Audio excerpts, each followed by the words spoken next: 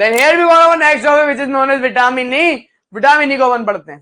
Vitamin E को अपन प्यार से क्या बुलाते हैं, केमिस्ट्री का इसका वो क्या है, तो याद रखिएगा विटामिन ई को केमिस्ट्री के लेवल पे अपन बोल देते हैं टोकोफेरॉल। अब क्या होता है ना, टोकोफेरॉल भी अलग अलग प्रकार के होते हैं, अल्फा ट्रोकोफेरॉल, बीटा ट्रोकोफेरॉल, यामा ट्रोकोफेरॉल। तो इस तरीके से केमिस्ट्री के फॉर्म में दिखता है विटामिन ई। ठीक है, फिर बात आती है सर आपकी बॉडी में, अपनी बॉडी में विटामिन ई काम क्या करता है।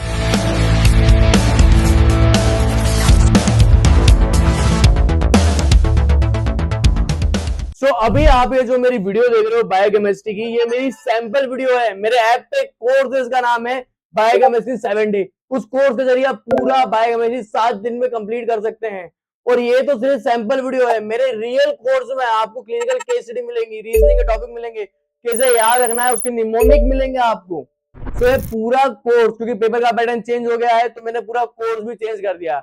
यूट्यूब पे ओल्ड वीडियो डल रही है, मेरे ऐप पे न्यू वीडियो आपको मिल जाएंगी नए पेपर पैटर्न के हिसाब से, क्योंकि अब रीजनिंग क्लिनिकल केस स्टडी आनी है, पेपर का पैटर्न मुश्किल हो गया है। तो मात्र 1000 रुपए का एक कोर्स मैंने आपके लिए बनाया है। आप मेरा ऐप डाउनलोड करो, उसका नाम है जौहरी एमबीबीएस। उसमें बायोकेमिस्ट्री 7 डे पे जाना, उसके अंदर आपको ना सैंपल वीडियो दिख जाएगी, पहले आप वो देख लेना, तो आपको समझ में आ जाएगा आपको बाय करना है कि नहीं करना। सो लाखों के एमबीबीएस से कुछ हजारों पैसे मत देखो, मेरे हिसाब से कोर्स लो, नए पेपर के पैटर्न के हिसाब से पढ़ो, क्योंकि YouTube पे जो आप पढ़ रहे हो ये तो सिर्फ एक सैंपल है। असली मटेरियल, ज्यादा से ज्यादा टॉपिक मैंने ऐप में डाले हैं। ऐप में पूरा कोर्स है, सारे टॉपिक्स है, डिटेल में कोर्स है। जाओ मेरे ऐप पे, मत लो मेरे कोर्स के, जिसका नाम है बायोकेमिस्ट्री इन 7 डेज। तो याद रखना विटामिन ई अपनी बॉडी में बहुत से काम कर रहा है। सबसे पहले वो सेल को प्रोटेक्ट करता है, वो फ्री रेडिकल से। तो विटामिन ई भी एक तरीके के एंटीऑक्सीडेंट फंक्शन है, एंटीऑक्सीडेंट की तरह काम करता है। नॉर्मली अपने नर्व्स की भी हेल्थी लाइफ बनाने में हेल्प करता है। ना सिर्फ ये ब्लड के क्लॉटिंग में भी हेल्प करता है। विटामिन के ज्यादा ब्लड की क्लॉटिंग में हेल्प करेगा।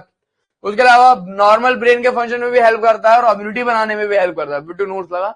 तो विटामिन ई के बहुत सारे फंक्शन होते हैं, मैं आपको डिटेल में दिखाता हूँ विटामिन ई के मेन फंक्शन, तो अब आपको मजा भी आएगा। देखो मैं आपको बताऊं, विटामिन ई बहुत ही इंपॉर्टेंट है, हम जैसे लड़कों के लिए तो बहुत ही इंपॉर्टेंट। अगर विटामिन ई की कमी हो जाती है ना, इसको मतलब कि इनफर्टिलिटी हो जाती है। इनफर्टिलिटी का मतलब सीधी सी बात है, इनफर्टिलिटी मतलब बच्चे पैदा ना कर पाए। तो विटामिन ए आपकी बॉडी में बहुत जरूरी है। विटामिन ए जब बॉडी के अंदर होता है ना, तो उसके जरिए नॉर्मल जब हम रिप्रोडक्शन करते हैं उस प्रोसेस में विटामिन ए बहुत ही जरूरी होता है। तो इसलिए इसको हम प्यार से एंटी फर्टिलिटी विटामिन भी बोलते हैं। Am I clear? तो तुम दोनों साथ में, मैं विटामिन ई ज्यादा खाना है और तुम सारे लौंडो विटामिन ई बहुत बढ़िया ज्यादा खाना है। तू समझा? हाँ। नहीं तू समझा नहीं। चलो तो एटलीस्ट यू कैन रिमेम्बर कि हाँ कौन सा एंटी फर्टिलिटी विटामिन है, विटामिन ई। तो तुम्हें ऐसे याद रहेगा। तो बिना कॉमेडी नहीं होगी तो मजा नहीं आएगा। नहीं दरोगा साहब, नाजिम तुम भी गलत बोल रहे हो, तुम भी बॉडी ऋतिक रोशन की बढ़िया। थोड़ा हो तो मजा लेना है। विटामिन ई टोकोफेरॉल है, एंटीऑक्सीडेंट की तरह काम करता है और ये एंटी फर्टिलिटी विटामिन भी है, बहुत ही जरूरी है नॉर्मल रिप्रोडक्शन के लिए।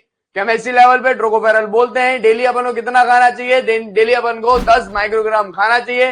कहाँ पे मिलता है? तो याद रखना, जितने भी अपने ग्राम ऑयल जो होते हैं, कॉटन सीड जो होते हैं, पीनट, मूंगफली खाया करो। समझ रहे हो? मूंगफली खाने से क्या नहीं होगा?